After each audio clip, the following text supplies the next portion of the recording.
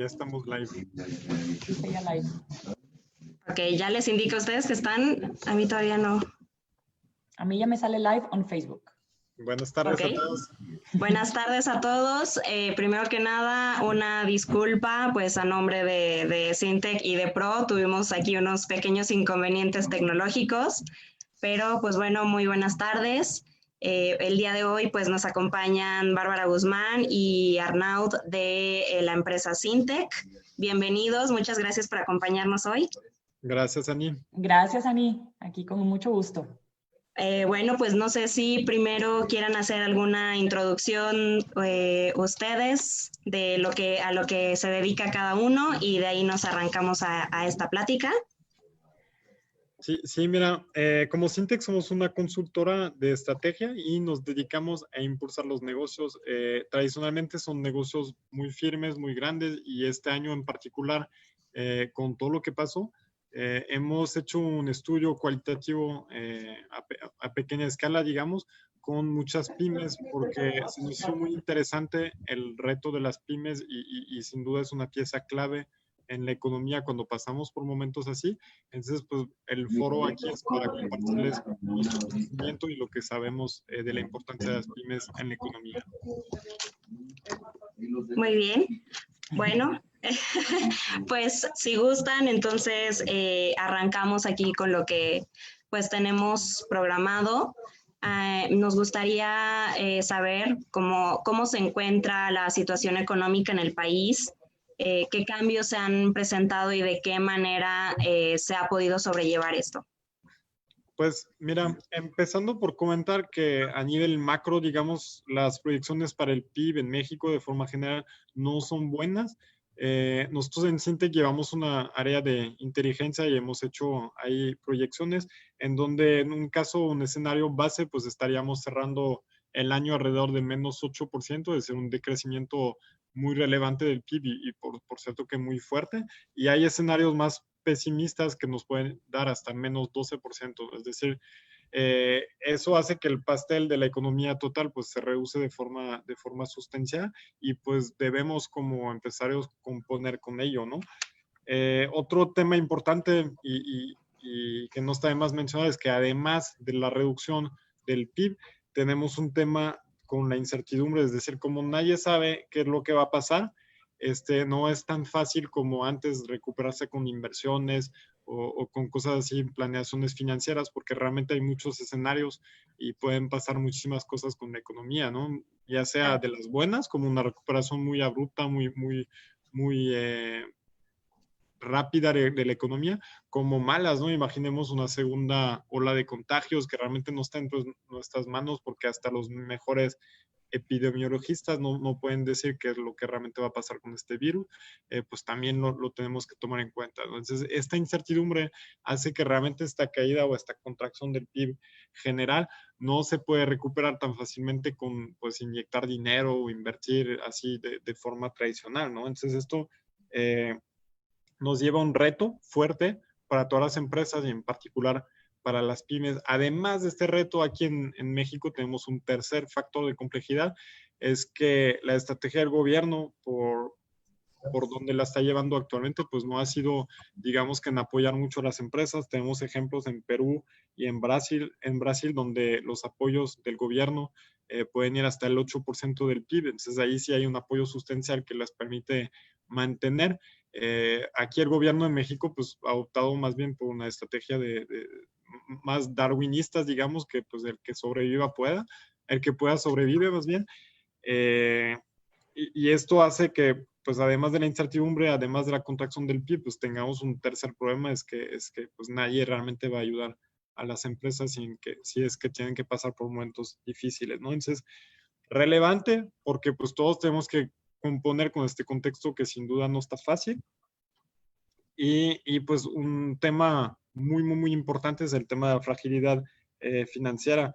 Es decir, en México tradicionalmente hay un bajo financiamiento de las empresas cuando se compara con Europa, cuando se compara con Estados Unidos, y muchas empresas de las que están compuestas, de las 4 millones de pymes que hay en México, son de financiación propia, ¿no? Entonces, esto hace que pues es el problema de cada quien y cada quien lo tiene que resolver de una forma óptima.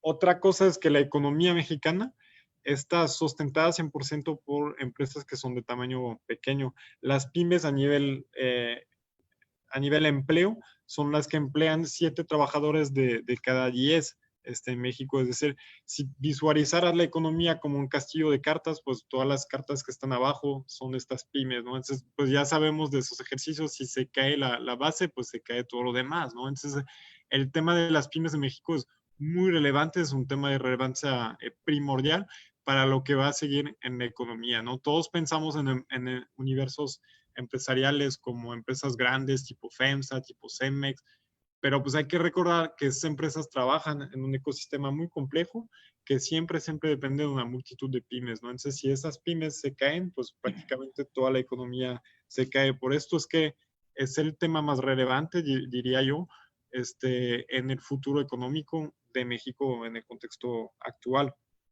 Entonces, ¿cuál es ese contexto? ¿Cómo está confirmado el universo de pymes en México? Pues hay que saber que la economía mexicana está compuesta, como ya dije, de 4 millones de pymes, micro y pequeñas y medianas empresas, y estas tienen muchos sectores, es decir, la afectación no va a ser pareja para cada una de esas pymes, más bien hay sectores más afectados que otros, y básicamente una repartición de lo que nosotros sabemos por los estudios que hemos hecho es que el 50% de las pymes, de esos 4 millones, van a tener una tendencia decreciente, es decir, su negocio se va a encoger y van a tener que lidiar con una reducción de sus ingresos, ¿no?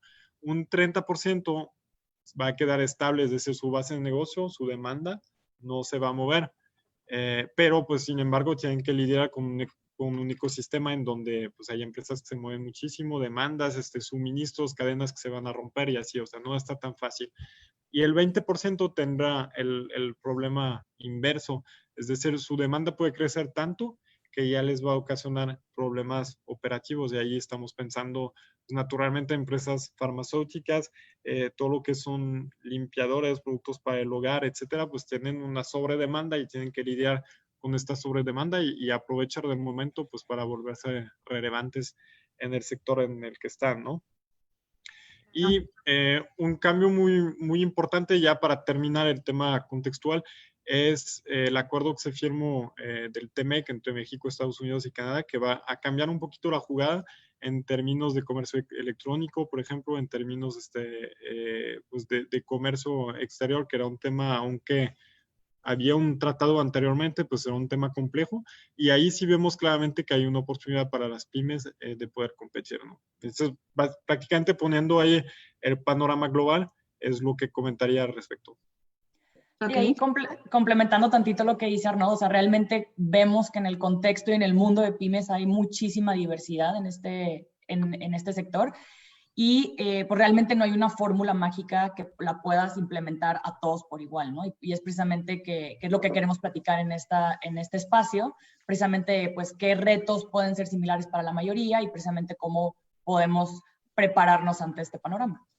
Claro, además ahora sí que ustedes son los expertos y también recientemente realizaron una investigación pues sobre la cual desarrollamos los temas del día de hoy, y me gustaría también que a nuestra audiencia pues pudieran introducirnos un poco en qué consistió esta investigación, cómo fue que la realizaron. Muy bien. Tuvimos el procedimiento para la investigación fue algo muy cualitativo. Estuvimos metidos en más de 15 empresas y platicando tanto con los dueños como la gente operativa. Entonces, la idea fue que nos compartieran su experiencia, cómo están viviendo este cambio desde la perspectiva de una empresa pequeña, todas eran empresas de menos de 100 empleados, qué han hecho, cuál fue su estrategia de contingencia. Y nosotros con base a esto ahora sí preparamos un estudio mucho más robusto y con cifras para poder proyectar qué iba a pasar con las pymes en la economía mexicana, ¿no? Entonces ya tenemos todos los datos a la mano, digamos. Ok, pues bueno, con eso. Todas eran empresas de menos de 100 empleados. ¿Qué han hecho? ¿Cuál fue su estrategia de contingencia? Y nosotros con base a esto ahora sí preparamos un estudio mucho más robusto y con cifras para poder proyectar qué iba a pasar con las pymes en la economía mexicana, ¿no? Entonces ya tenemos todos los datos a la mano, digamos. Buenísimo, pues ahora Ani, sí. perdón, se escuchó un pequeño desfase ahí en la transmisión. Si gustan, creo que podríamos seguir con los retos que están enfrentando esas pymes ahí, Bárbara. Sí, justo iba a comentar lo mismo, pero creo que Ani era la siguiente pregunta, ¿correcto? Creo que hay un problema técnico por ahí. Sí, listo, disculpen. Listo. Sí, no te preocupes. Se estaba duplicando el audio en mi computadora, pero ya quedó. Ya, correcto. Como lo comentas, Bárbara, pues sobre esta investigación que me comentan y los números que ya tienen, platíquenme un poco a qué retos se están enfrentando pues en esta situación las pequeñas y medianas empresas. Sí, mira, está interesante, o sea, porque realmente estos retos, como decíamos, pues no todas las empresas tienen los mismos retos, sin embargo, pues creemos que hay 3 rubros principales en los que la mayoría van a enfrentarse, ¿no? Entonces, el primero de ellos es el tema de ventas, y creo que Arnaud platicó un poquito de eso. ¿Qué pasa con las ventas? O sea, puedes tener un problema feliz, o el happy problem, como le llamamos, que es, pues, oye, las ventas se te duplicaron, se te triplicaron, y realmente aquí los problemas que una empresa se puede enfrentar, pues es, número 1, ante una demanda tan grande, pues tú tienes una capacidad limitada, ¿no? Entonces, mientras tú, es lo que te rige al final de cuentas. Si llegas a tu tope de capacidad, pues no hay manera en la que tú puedas satisfacer esa demanda. Número 2, suponiendo que tienes esa capacidad, necesitas financiamiento, porque tú tienes un flujo efectivo para abastecer cierto capital de trabajo. Al momento de querer satisfacer una demanda mayor, pues tú necesitas ese financiamiento para poder absorber ese impacto. Y bueno, asumiendo que tienes capacidad y que tienes el financiamiento, pues llega un reto muy interesante, que es el tema de la logística. ¿Qué sucede? Porque pues realmente, aunque tú tengas la capacidad y el financiamiento, pues dependes de proveedores, dependes de tus insumos, y pues todo esto, los proveedores probablemente están teniendo los mismos retos que tú. Y por lo que sabemos, pues la mayoría de las cadenas de suministro son rígidas, no tienes esa flexibilidad. Al momento de que uno quiere poner mayor cantidad de órdenes en tiempo y en forma, pues ahí se vuelve ahí un reto muy difícil de sobrellevar, ¿no? Y eso pues es en el happy problem, ¿no? En el escenario, en la contraparte, que es qué pasa si al contrario se te caen las ventas 50, 70, 80%, pues aquí realmente el reto es cómo cubres tus gastos operativos con un déficit de ingresos, y al mismo tiempo pues buscar esas nuevas vías de ingreso. Y pues el escenario, digamos, con menor impacto es, pues, ¿qué pasa si mis ventas se mantienen? Entonces aquí realmente el riesgo tal vez tú no lo ves directamente, pero tienes que poner mucho ojo a cómo te proteges ante el riesgo de tus proveedores, de tus clientes, de tus colaboradores, que realmente la pandemia o la crisis les puede estar afectando a ellos, ¿no? Entonces ahí el tema es cómo tú te vas a proteger. Puede ser en temas de lead times o fechas de entrega, los ciclos de conversión del flujo de efectivo, etcétera, ¿no? Y hablando precisamente del flujo efectivo, pues bueno, ese era mi segundo punto importante aquí de los retos a mencionar. Y realmente en el escenario de las pymes, digo, por estadística, sabemos que aproximadamente una pyme tiene $10,000 de gastos mensuales operativos. Y en el flujo efectivo realmente tienen entre 1 a 2 meses para sustentar sus operaciones en este tipo de escenarios, ¿no? Que paras las operaciones o tienes una disminución de ingresos. Entonces, realmente se vuelve un problema, y justo con lo que comentaba Arnaud, el financiamiento en México, realmente el 76% de las pymes en México no tienen acceso a un buen financiamiento. Entonces, se vuelve nuevamente pues un reto muy, muy relevante a sobrellevar. Y tercero, que creo que de nuevo es un reto compartido en todas las pymes, en todos los tipos de industria, es las nuevas categorías de gasto. Es decir, cómo tú puedes mantener la seguridad y el higiene de los colaboradores que tienen que estar físicamente trabajando en una planta, que no puedes habilitarles el home office, ¿no? Y de hecho, de acuerdo con la CAINTRA, recientemente publicaron que cada empresa destina entre 3,000 o 4,000 pesos por colaborador en estos rubros de seguridad e higiene. Entonces, nuevamente, pues se incrementan los costos, tienes una disminución de ventas y pues se te vuelve una bola de nieve, ¿no? Y asimismo, como la seguridad e higiene, pues vienen los cambios físicos en el espacio de trabajo, distanciamiento social, las vitrinas que separen espacios de trabajo, las nuevas herramientas de trabajo, ya sea para habilitar el home office o la digitalización en cuestiones de comunicación. Entonces digo, estos básicamente son como que los retos principales que vemos que se reparten en todas las industrias que los pueden tener presentes, ¿no? Totalmente. ¿Algo que quieras agregar en este punto, Arnold? Sí, y ahí creo que el común denominador de todo lo que comentó Bárbara sobre estos factores de complejidad, pues es un tema de rentabilidad y de flujo de caja, ¿no? Es decir, en un modelo actual, sin importar la situación en la cual se va a encontrar una pyme, pues no va a poder seguir con los mismos modelos financieros que tenía en el 2019. Eso es un hecho y es válido para todos, ¿no? Entonces, de ahí nace la necesidad, pues, de reinventarse y de empezar a implementar medidas para que, a pesar del cambio y de todas las implicaciones que van a surgir de esta nueva situación, pues podamos seguir cumpliendo con la misión y la visión del negocio. Totalmente. Y pues justo en este tema y lo que comentaba un poco Bárbara, ¿qué medidas son las que han implementado estos negocios para adaptarse a la contingencia? Y ustedes, pues como expertos, ¿qué les sugieren a los emprendedores, pues para poder pasar por estos retos que a todos nos están sorprendiendo día a día? Sí, y ahí es un tema muy, muy interesante porque es un tema muy estratégico, ¿no? Digamos que la recomendación nuestra y la recomendación de Syntec en general es, no, sálganse de su área de confort, eso es el común denominador para todos, ¿no? Creen una disrupción.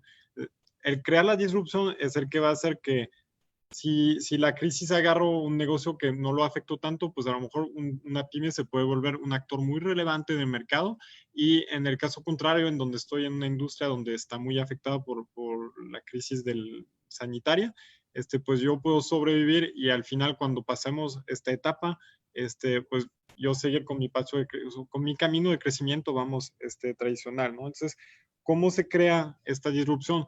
Pues el factor disruptivo, hay que saber que ya es una tendencia que veníamos arrastrando como economía, ¿no? Desde los años 60, 50, los ciclos de vida de las empresas, se llama, es el tiempo promedio que dura una empresa en firme, se han reducido muchísimo. Antes una empresa podía durar 60, 50 años, y el lifespan se le llama, el indicador de cuántos tiempo promedio va a sobrevivir una empresa con su modelo de negocio, se habían reducido hasta 7 años, ¿no?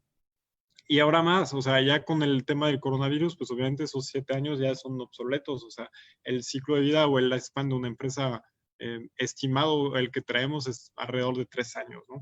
Entonces, esto es muy relevante porque tenemos, si queremos sobrevivir y si queremos prosperar, que reinventarnos de forma muy seguida, ¿no? Entonces, crear la disrupción es algo que no es imposible, o sea, suena una palabra muy, muy compleja y no lo es. O sea, realmente es un hábito, ¿no? Hay que empezar para el empresario a pensar, a actuar y a habilitar su negocio de forma disruptiva, ¿no? Entonces, de ahí, pues te platicábamos de la investigación que hicimos. Lo que nos dimos cuenta es que muy pocas de las empresas tienen un plan de contingencia, que esto para nosotros es clave. Es decir, nuestra recomendación es: todas las empresas, no importa su tamaño, no importa su sector, deben ahorita de tener un plan de contingencia que ya esté andando, ¿no? Sin embargo, lo que vemos es que México es bajo en planeación estratégica respecto a otros países. Normalmente 3 de cada 10 empresas ya tienen un plan de contingencia en el mundo, y aquí en México solamente son 2 de cada 10. Y lo que vimos también en nuestra investigación es que muchas veces el empresario tiene muy claro hacia dónde tiene que ir su negocio, ¿no? Pero no lo formaliza y no lo transmite a su ecosistema, ¿no? Porque al final de cuentas no sirve de nada que un empresario tenga una estrategia muy clara en su cabeza si no lo comunica con sus proveedores, con sus clientes, con sus colaboradores, que son el ecosistema del negocio, ¿no? Entonces, dicho lo anterior, lo que vimos en nuestra investigación es que la capacidad de crear una disrupción para una pyme es mucho mayor a la de una grande empresa. ¿A qué me refiero? Es si pensarías que Oxxo, por ejemplo, una empresa FEMSA Comercio, tendría que cambiar totalmente su modelo de negocio y cambiar la forma en que está trabajando de un día para el otro, pues pensaríamos que en 6 meses, si lo logra, ya es un logro muy, muy bueno, ¿no? Durante esta investigación vimos empresas de 50 empleados que cambiaron todo su modelo de negocio en una semana. O sea, cosas increíbles que solamente una pyme puede lograr, ¿no? Este caso en particular de una empresa de uñas que está en Guadalajara, que dependía mucho de los puntos fijos para poder surtir a sus distribuidores, ¿no? Entonces nos contaron de la gerencia de la empresa que al cerrar esos puntos de contacto, pues ya prácticamente se les acababa el negocio, ¿no? Entonces, lo que hicieron fue saltar al punto de venta físico, al local, e ir directamente al consumidor final, es decir, llegar directamente a la casa de la gente, ¿no? Para un producto que es técnico, que es complejo, etc. Ellos en 2 semanas lograron hacer este cambio, switchando totalmente pues, las actividades de los vendedores, la distribución, toda la cadena de suministro, etc. Pues imagínense, es una cosa complicada, ¿no? Y la agilidad en las pymes es lo que vemos que realmente es una oportunidad para ellos. Es decir, una empresa que cambia todo su modelo de negocio en 2 semanas, pues esto puede competir directamente con las empresas grandes, porque las empresas grandes son rígidas al cambio, no pueden reaccionar tan rápido, ¿no? Entonces, lo que vemos es que una empresa pequeña o mediana actualmente en México puede sacar provecho de esta crisis para que saliendo de esa situación pues se vuelva muy relevante, creando la disrupción. Ese es el factor común, ¿no? Totalmente, sí. Adelante, sí. Y ahí solamente pues un consejo para hacerlo, porque pues suena bien, suena vendedor, pero pues no es tan fácil lograr. Es pues primero en la esencia del empresario, tenemos que romper cadenas en el miedo al fracaso, ¿no? Sabemos que 1 de cada 7 iniciativas en las empresas prospera. Las otras 6 tienen vocación pues a fracasar, ¿no? Entonces tenemos que estar preparados a este fracaso y hacer escenarios de contingencia. Es decir, si yo tengo mi escenario de contingencia, pues voy a desprender 7 u 8 acciones que me permitan pensar fuera de caja o actuar fuera de caja y salirme de esta situación. Y pues tengo que estar muy preparado para que de esas 7 u 8 acciones, pues a lo mejor solamente una funcione, ¿no? Y estar preparado no solamente en la mente del empresario, lo tiene que comunicar a su gente, a sus colaboradores, a sus proveedores y buscar esta flexibilidad o esta predeterminación, transmitirla en toda la cadena y que cada quien se haga responsable de este nuevo modelo de negocio. Completamente de acuerdo. Bárbara, ¿quieres agregar algo?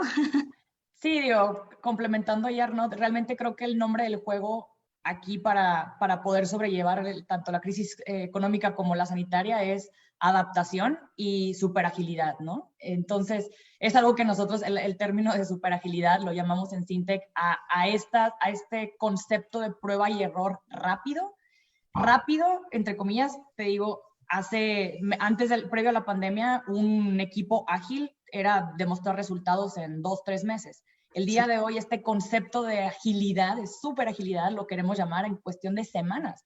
Y precisamente dentro de esta investigación veíamos empresas, por ejemplo, un restaurante, una panadería, que dice, oye, pues, o sea, si me cierran las puertas y yo dependo de los comensales que vengan a mi restaurante, pues lo que hicieron es ver una necesidad en el supermercado, que hay un desabasto de ciertos productos, y este restaurante lo que creó es una tienda digital con un sistema propio de servicio a domicilio. De nuevo, vete directo al consumidor.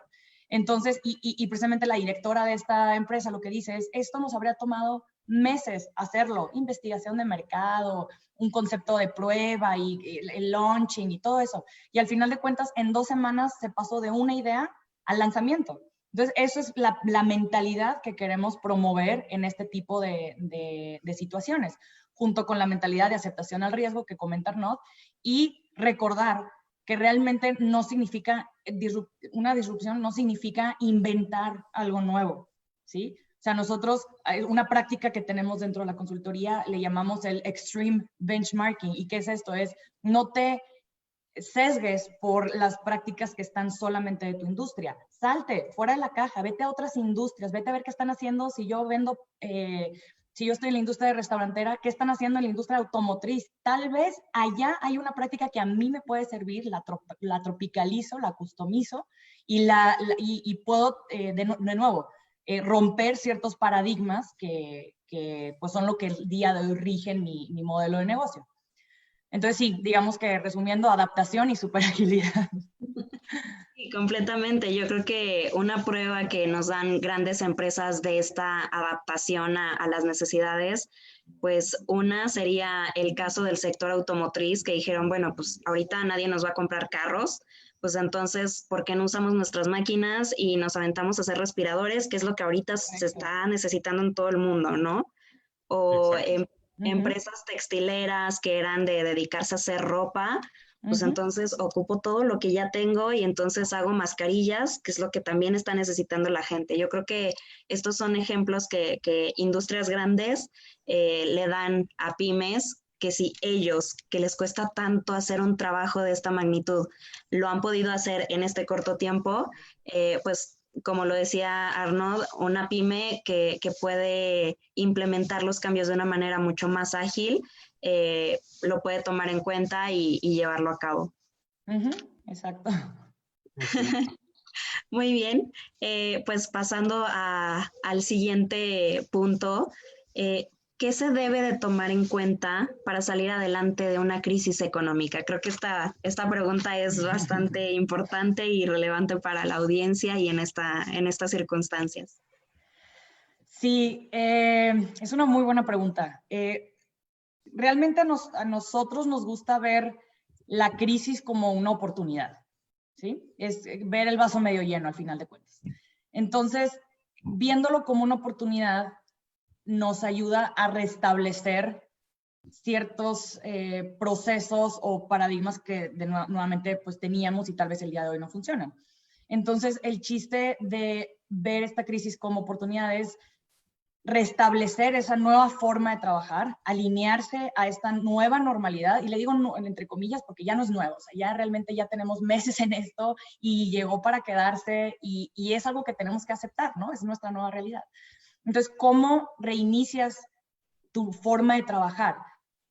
Dice, oye, pues si tienes colaboradores trabajando digitalmente, una de las cuestiones aquí es cómo mantienes tu cultura organizacional teniendo a tus colaboradores en home office, cómo conservas esa camaradería entre compañeros, etcétera, ¿no? Entonces llega un tema ahí medio cultural.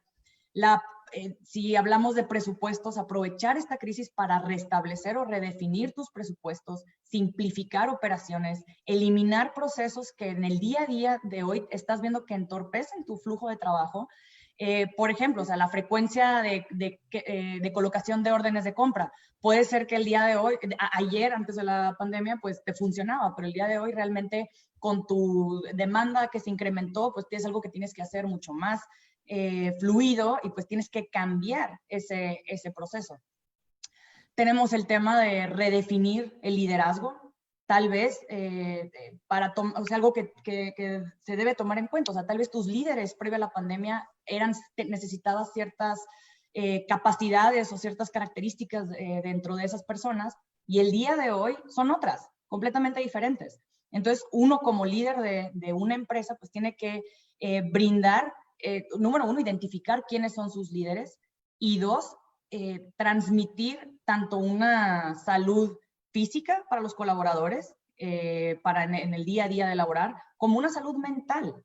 Eso es un tema que se habla muy poco. O sea, en el liderazgo es clave la salud mental de los colaboradores. Todos tenemos estrés, ansiedad, sobre todo entre la cantidad de empresas que, oye, que sí están quebrando, que sí despidos masivos, que sí recortes de sueldos. O sea, realmente es algo súper clave que tienes que cuidar tú como líder de una empresa, y una crisis es un escenario óptimo para demostrarle a tus colaboradores que pues son un equipo y al final de cuentas la gente es la que te entrega los resultados. Y alineado con este liderazgo, pues es la oportunidad de restablecer la confianza con esos colaboradores. Entonces, hablamos de una salud física, una salud mental, una seguridad psicológica en el cual yo estoy segura que mis colaboradores se sienten en confianza de venir a trabajar y que pueden entregar los resultados esperados con las herramientas necesarias, y pues todo eso al final de cuentas recae en el liderazgo de una empresa. Pero creo que estos temas es algo bien importante destacar, porque muchas veces se nos olvida hablar de estos temas. Muchas veces nos vamos por el tema de, oye, eficiencias operativas y nuevas vías de ingreso, y realmente se nos olvida toda esta parte de la cultura de la gente de tu empresa, ¿no?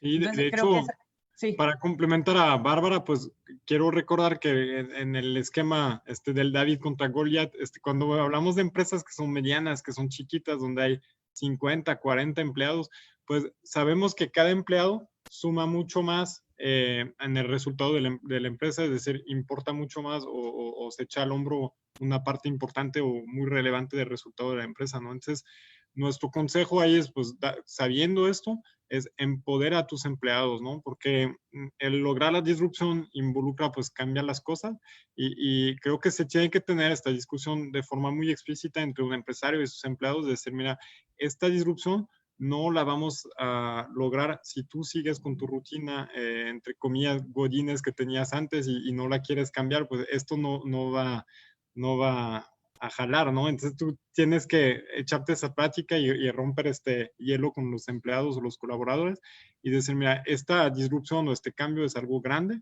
y lo vamos a lograr juntos, ¿no? Y entonces cambiemos paradigmas, cambiemos roles, funciones, interacciones, de forma muy dinámica para que esta ola de cambio que sucede en la industria, la misma organización se vaya adaptando y casándose con ella para poder surfear, ¿no?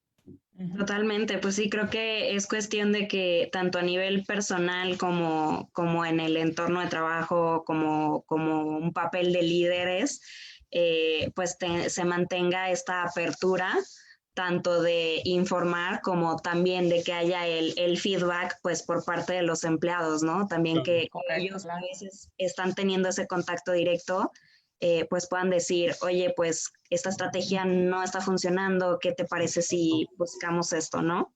Claro, exacto. Sí. Y pues ahora sí que, no cambiando tanto, pero un poco para conocer la opinión de ustedes como expertos, ¿qué podrían recomendarle a los emprendedores y a los empresarios en materia de prevención? ¿Qué pueden hacer para prevenir?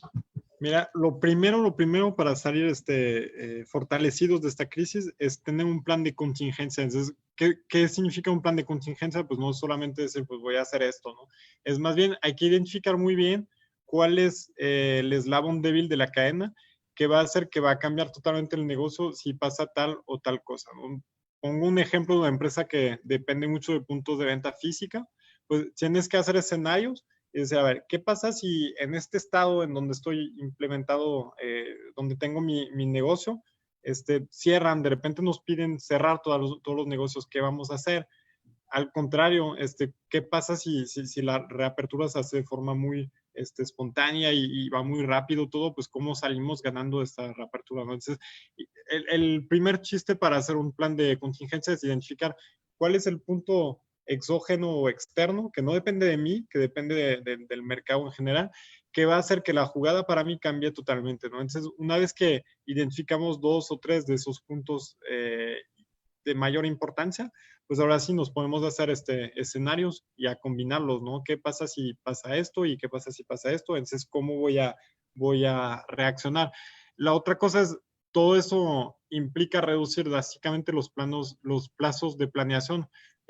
Una empresa generalmente planea sus ingresos o su actividad a los 5 o 10 años, ¿no? Es un pensamiento muy estratégico de, pues, aquí estoy ahora, ¿cómo quiero estar dentro de 5 o 10 años, ¿no? Entonces, lo que nosotros recomendamos es reducir este plazo drásticamente y decir, pues, solamente cómo quiero estar cuando todo esto se acabe, ¿no? Entonces, el plazo recomendado así para una planeación estratégica robusta de crisis, un buen plan de contingencia es 3 años, ¿no? Como máximo de qué es lo que vamos a hacer dentro de los siguientes 3 años para que salgamos bien de esto. Entonces, reducir esos plazos y también, además de esas dos cosas, el tercer factor que hay que tomar en cuenta, que creo que es el más relevante, es aceptar la idea que cuando todo esto se acabe, no vamos a regresar al punto donde estábamos antes, ¿no? Hablamos de nueva realidad, nueva normalidad, etcétera, pero creo que un empresario exitoso actualmente en la crisis tiene que ser un empresario que tiene la capacidad, y obviamente no solo, o sea, toda la gente en la empresa y en el ecosistema participa en esta generación de conocimiento, ¿no? Pero de leer muy bien cuáles son los trends que se van a ir fortaleciendo para que cuando todo esto se acabe, se pueda posicionar de cierta forma muy firme en un nicho de mercado que ha ido naciendo por esta contingencia, ¿no? Y ahí, pues, de entrada podemos adelantar los trends que son más obvios. Digamos, cada industria tiene sus particularidades y tiene sus puntos específicos que que van a influir sobre el cambio de demanda, pero de entrada lo que vemos es que el consumidor en sí y la forma de consumir va a cambiar drásticamente, ¿no? Pongo un ejemplo que es el ejemplo de la planeación financiera de un consumidor final cuando adquiere un bien. Tradicionalmente aquí en México tenemos una cultura de crédito que es muy fuerte, está muy enraizada en la gente, ¿no? Entonces la gente lo primero que va a ver es la mensualidad o a veces son mensualidades que son semana por semana te voy a depositar algo y eso va a ser la referencia para hacer o era la referencia para hacer una compra, ¿no? Esto ya no va a pasar, digamos que la gente ya entendió que todo lo que tenía, pues de un día para el otro podía cambiar. Entonces, al contrario, ya vemos gente que empieza a ahorrar, a tener esos comportamientos de pues capitalizarse por si sucede algo así nuevamente, pues estar cubiertos, que esto está muy bien a nivel economía, a nivel economía, porque ayuda a fortalecer la economía de los hogares, ¿no? Entonces, este trend es uno clave en el cual las empresas deben de jugar, es decir, cambiar el modelo de negocio y buscar una propuesta de valor que permita a los hogares capitalizarse a sí mismo porque es lo que quieren ahora, ¿no? Resulta que ya no se quieren endeudar, se quieren capitalizar. Otra cosa bien importante es la búsqueda de la experiencia única, es decir, antes estábamos en un paradigma de consumo masivo, sobre todo en la industria turística, que sabemos que está muy dañada actualmente por la situación, pero cuando se va a reactivar, el consumidor va a buscar otra cosa y eso es un hecho, ¿no? Antes buscaba multiplicar mis viajes para subir a mi cuenta de Instagram que estuve en tal y tal y tal lugar, etcétera. Y ahora lo que va a buscar el consumidor es ser único, ¿no? Es una experiencia única que no se puede reproducir tan fácilmente y para esto va a estar dispuesto a pagar más que lo que gastaba antes en su presupuesto de vacaciones, ¿no? Ese es un ejemplo claro y se puede transponer a otras industrias, por supuesto, pero creo que la unicidad es el factor muy clave en el cambio de patrones de consumo. Y ahí nada más... perdóname. No, que justo quería complementar ese punto porque es relevantísimo eso que acabas de mencionar. O sea, las tendencias, al final de cuentas, van a guiarnos hacia dónde va el modelo de negocio de nuestra empresa. Entonces, tiene que ser un constante cuestionamiento de si mi modelo de negocio sigue vigente. Entonces, si yo logro anticipar las tendencias de mi consumidor, y construyo un modelo de negocio lo suficientemente flexible para pivotear adelante, atrás y estar cerca del consumidor con las nuevas tendencias, entonces eso es una de las claves del juego. Y también, pues, aprovechar esta crisis porque pues que muchas veces creemos que por tener buenos resultados, nuestro modelo de negocio es perfecto, ¿verdad? Entonces, ¿qué mejor que una crisis realmente que te haga cuestionar ese modelo de negocio y esa oportunidad de decir, a ver, ¿quién es mi consumidor de verdad? ¿Qué es lo que verdaderamente le interesa? ¿Cómo le doy yo esa experiencia única? ¿Y qué necesito yo para poder, de mi modelo de negocio, qué necesito eliminar, qué necesito crear para poderlo adaptar a esas necesidades, ¿no? Entonces, pues al final de cuentas es ese cuestionamiento constante para siempre, ¿no? Hay un tren muy interesante para complementar lo que dice Bárbara, es la cultura del make it yourself, ¿no? Antes era imposible ver gente que agarre cursos en línea para hacer pan en su casa, ¿no? Y pues ahora resulta que hay una demanda muy grande para esto. De hecho, estábamos viendo un reporte que explicaba cuáles eran los artículos en e-commerce que habían tenido el mayor crecimiento, que por supuesto eso es una tendencia muy, muy clara también, ¿no? El incremento del e-commerce. Y fuera de todo el material médico y los básicos, pues vimos que las máquinas para hacer pan a domicilio tenían crecimientos de 700%, ¿no? Que es súper interesante porque nadie se fija en ese tipo de artículos o de demandas que son muy características del hogar, ¿no? Entonces, pues comportamientos del ahorro, artículos del hogar, e-commerce, por supuesto, son 3 trends sobre los cuales los empresarios de pymes pueden empezar a surfear, ¿no? Para ir sobre la ola de mercado. Definitivamente, y pues creo que ahí también entra un poquito, ahorita está muy de moda el hacer el customer journey, ¿no? O sea, ir viendo en qué se queda tu cliente, qué es lo que le interesa más, en qué no tanto. Claro, pues, todos esos momentos de verdad. Sí, a lo mejor ya hasta tienes un catálogo enorme y resulta que de ese catálogo, pues realmente la mitad es lo que le está interesando a tu clientela, ¿no? Entonces, pues sí, esta es una muy buena oportunidad para que pues recapacitemos sobre todo lo que está sucediendo dentro de los negocios, ¿no? Y cómo podemos siempre mejorar. Exactamente. Y bueno, creo que un tema muy importante pues es los gastos que tienen las empresas. Entonces, ¿de qué manera o cuál es lo idóneo para destinar los gastos en una empresa y en una época de crisis?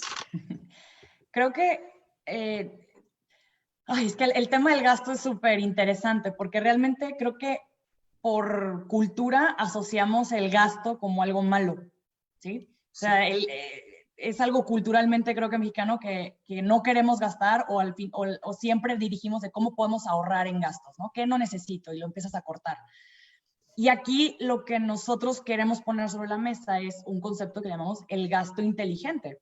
O sea, no significa recortar por recortar, sino cómo puedo yo crear valor mientras recorto. Entonces, donde se intersectan esas dos líneas, esos dos puntos, es justamente donde yo debo enfocarme. Es como los gastos, al final de cuentas, puedo ahorrar, ¿verdad?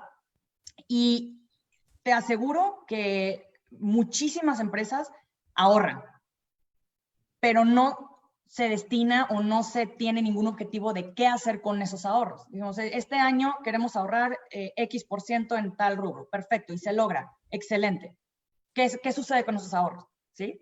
Entonces, precisamente alineando el gasto inteligente, y es aquí donde quiero resaltar un punto interesante, que es inversión. Esos ahorros hay que reinvertirlos, no solamente porque se ahorraron, se quedan en el bolsillo. Entonces, de hecho, traemos aquí una estadística interesante de la crisis del 2008. Se siguieron diferentes empresas que realmente, o sea, aumentaron la inversión en Research and Development, en todo el tema de innovación, como por 4% y recortaron gastos por 1%. Y se sigue se les dio seguimiento 10 años después de la crisis del 2008 a ver cómo fueron sus resultados. Y el día de hoy nos damos cuenta que las empresas que invirtieron esos ahorros tuvieron un crecimiento en el EBITDA de como 13% en su utilidad operativa. Mientras que las empresas que solamente recortaron gastos y no reinvirtieron, se les decreció, tuvieron un decrecimiento en la utilidad operativa. Entonces, esto al final de cuentas nos deja una lección aprendida de otras crisis, que realmente no se trata simplemente de recortar gastos, es cómo gasto de manera inteligente, lo que tengo que gastar, que se gaste, los ahorros que obtengo, cómo los reinvierto de una mejor manera para, al final de cuentas, pues, tener ese crecimiento paulatinamente en los siguientes años, ¿no? Totalmente. Creo que lo que mencionabas, el concepto que uno tiene mayormente de lo que es el gasto está mal aplicado. Algo que al menos en lo personal, luego le digo a clientes o a conocidos, es que gastar es si no tuvieras algo que te va a retornar, o sea, que no va a tener ningún beneficio, eso sí es gastar. pero si es porque te va a ayudar a crecer, a hacer, no sé, branding o a mantenerte vivo en la mente de tu cliente o de tu consumidor, no es un gasto, realmente es más bien una inversión. Una inversión, Sí. exacto. Sí, sí, digamos que cuando esos recortes o esas eficiencias que se logran en gasto tienen un propósito que es muy claro para los clientes, para proveedores, para colaboradores también, y que todo este ecosistema de negocio entiende cuál es el propósito de este esfuerzo, pues es más probable también que ellos se sumen, ¿no? Porque van a entender cuál es la finalidad. Si la finalidad de generar eficiencias y recortar gastos es solamente pues preservar la utilidad que se llevan los dueños o los empresarios, pues ahí sí es más probable que dentro de 3 o 4 años, pues los clientes, los colaboradores, los proveedores, pues se acuerdan que tú no estuviste ahí cuando necesitabas, ¿no? Y eso es clave, o sea, definir este propósito, este rubro, es el 90% del éxito del recorte en gastos o de las eficiencias que se quieren lograr en este tipo de situaciones, ¿no?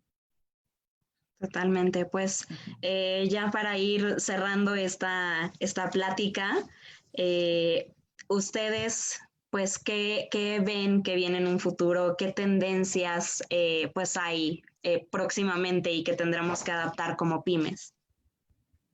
No, pues cosas muy buenas, sin dudas.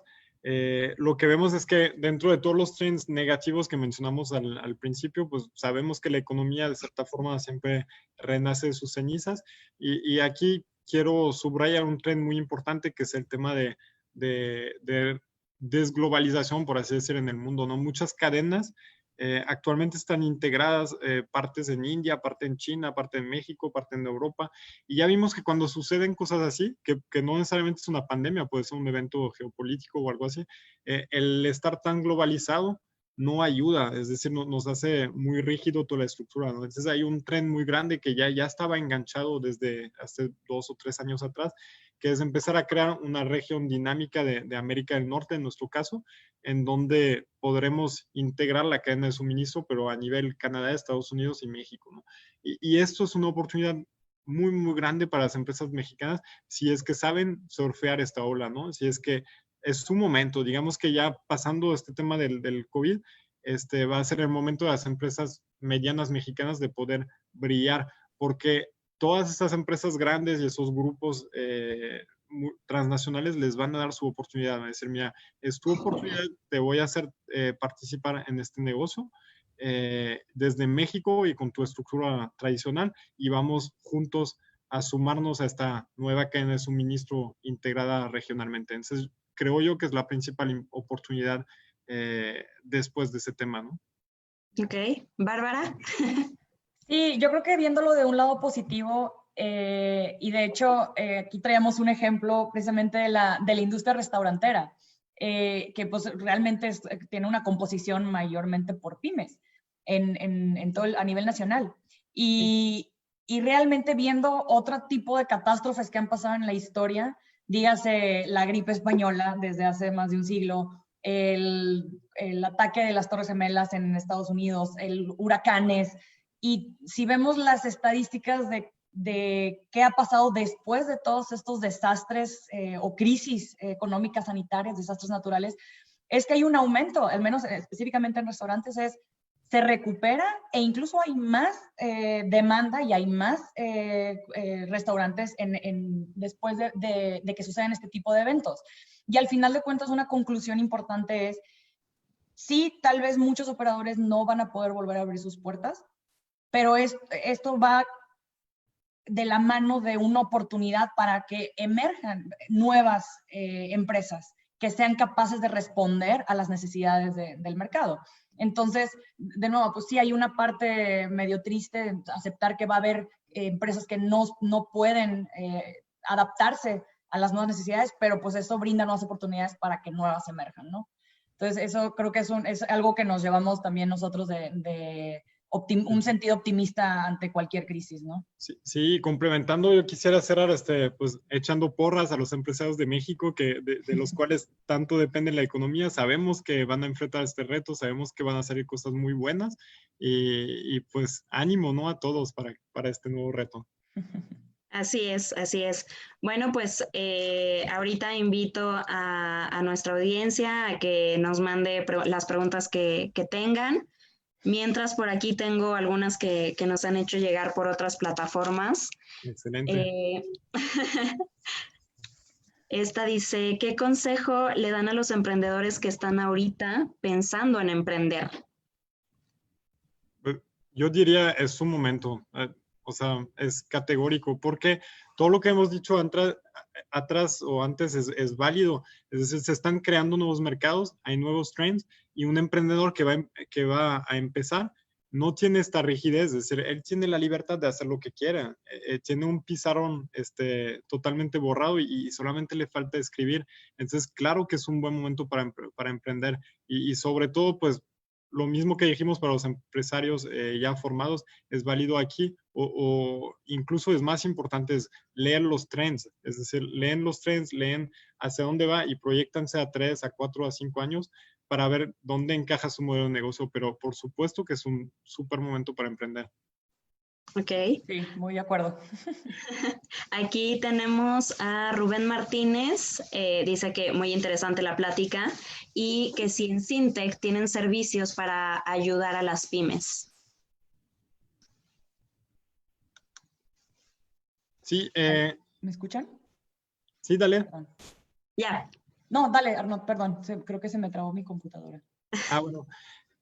Mira, estamos en ello. Definitivamente hemos aprendido muchas cosas de nuestros trabajos con empresas que son mucho más grandes, digamos, y nuestra intención es capitalizar todo ese conocimiento y poder apoyar a las pymes con herramientas ágiles, con temas que realmente les ayude en su día a día, ¿no? Y sí, definitivamente estamos desarrollando ese tipo de herramientas y saldremos al mercado en el momento adecuado, pues para proponerles y sumarnos a su reto. Muy bien, muchas gracias. Aquí hay otra, ¿cómo poder innovar en emprendimiento en tiempos de crisis? Sí, yo aquí creo que, creo que alineada a la primera pregunta de que en cuestión de emprendimiento, pero creo que la parte de innovación es interesante y va alineado cuando platicábamos un poquito de la disrupción. Entonces, hoy en día creo que si uno se pone en el zapatos de emprendedor, puede identificar necesidades que están emergiendo a través de la crisis y realmente, nuevamente, innovar no significa inventar algo nuevo, o sea, exclusivamente inventar algo que no existe, o sea, simplemente es cómo yo puedo transformar un proceso como está el día de hoy y al final, la satisfacción de una necesidad particular de un consumidor y cómo yo lo cambio y le doy una vuelta de 180 grados para hacerlo más eficiente, para hacerlo más con mayor valor o con una experiencia única. Entonces, creo que eso, de nuevo, va ligado con lo del emprendimiento, que realmente no tienes nada que te esté rigiendo el día de hoy, una cadena de suministro o algo que te limite. Y sobre todo poniendo atención en esa parte de esas necesidades de un consumidor en una industria. Y si uno logra detectar esas particularidades, realmente es nada más voltear a ver qué existe, qué se hace en otros lados y cómo yo lo puedo customizar, digamos, para poder proveer una mejor experiencia. Entonces, creo que va alineado con la parte del emprendimiento, con la parte de disrupción, simplemente pues, con los lentes de innovar, ¿no? O sea, a crear un mejor proceso. Definitivamente. Pues aquí la última pregunta que nos han enviado, si consideran que es tiempo oportuno para emprender. Ya un poquito lo dijeron antes, pero creo que hasta es bueno cerrar con esta pregunta porque vuelven el ánimo que nos transmite Arnaud. Sí, definitivamente. Y pues contestaría esta pregunta 3 o 4 veces si es necesario, diciendo sí, es el momento, definitivamente. O sea, ahorita todo está cambiando. Las cartas del juego pues están cambiando de orden y pues ahí seguramente para un emprendedor nuevo es la oportunidad. También quisiera complementar, hablando de Syntec en sí, diciendo y también contestando un poco a la pregunta de Rubén, es no tengan miedo cuando emprendan a acercarse con la gente adecuada. Nosotros en Syntec siempre estamos dispuestos para apoyarlos, para contestar sus dudas, por si nos quieren compartir una idea que traen, un negocio en el cual están metidos, unos retos que están enfrentando. Siempre está la puerta abierta de parte de nosotros, pues para platicar y para asesorar, etcétera. Y fuera de Syntec, creo que es buena práctica cuando alguien tiene una idea de negocio o un reto que enfrentar con su negocio, el buscar contenido externo que le ayude a pensar fuera de la caja y a afinar este modelo de negocio, ¿no? Ahorita, de las cosas buenas que surgieron de esta situación, pues hay muchísimos webinars, estamos en uno, y contenido en Internet que permiten a los empresarios pues dirigir su esfuerzo. Y por supuesto que si uno no aprovecha este contenido para poder autocapacitarse y autocuestionarse, etcétera, no va a poder sacar el 100% provecho de esta situación, ¿no? Porque, repito, o sea, cuando cambian las cosas es una excelente oportunidad también para todos, ¿no? Sí, de acuerdo. Ahí el tema es salirse de la burbuja, de la zona de confort, aprovechar, no solamente para emprender, sino aprender qué ha pasado en estos últimos 3 meses y qué ha funcionado y qué no ha funcionado. Al final de cuentas, eso es lecciones aprendidas que tú ya puedes saltarte miles de pasos adelante y aprender de los errores que ya han hecho otras empresas u otras personas. Y definitivamente, contenido hay en 1000 plataformas diferentes en Internet, en libros, en webinars. Nosotros como Syntec, que es algo que hemos estado impulsando en estos últimos meses, tenemos webinars que hablamos exclusivamente de toda esta nueva normalidad, de cómo rediseñar un modelo de negocio, de cómo crear una cadena de suministro a prueba de pandemias, etcétera, ¿no? Entonces, y pues la mayoría de las veces este contenido es gratis. Entonces, aprovechar precisamente todas esas plataformas para educarse, para aprender y al final de cuentas, si el objetivo es emprender, pues cómo adaptas todas estas lecciones aprendidas y las implementas en tu modelo de negocio. Buenísimo. Pues Bárbara, Arnaud, ha sido todo un placer pues tener esta plática. ¿Quieren agregar algo para nuestra audiencia? Adelante. No, pues solamente agregar que pues agradecer a todos por su atención, por su participación, y pues agregar que estamos en contacto para lo que se ofrezca, ya sea a través de nuestras redes sociales, a través de nuestros LinkedIns respectivos de todos los colaboradores de Syntec, y pues estaríamos encantados de apoyarles en su negocio. Correcto, me uno a ese comentario. Muy bien, pues de todas formas, este video nosotros lo grabamos y después también lo subimos a nuestro canal de YouTube, entonces pues aquellos que sepan que por alguna razón no pudieron acompañarnos en este momento, después van a poder ponerse al corriente. Y bueno, pues mi nombre es Analí Ruiz, fue un placer el día de hoy estar con ustedes y pues los esperamos pronto para más contenido de interés como este. Muchas gracias, Ani. Gracias, Ani. Saludos. Buen día a todos. Hasta luego.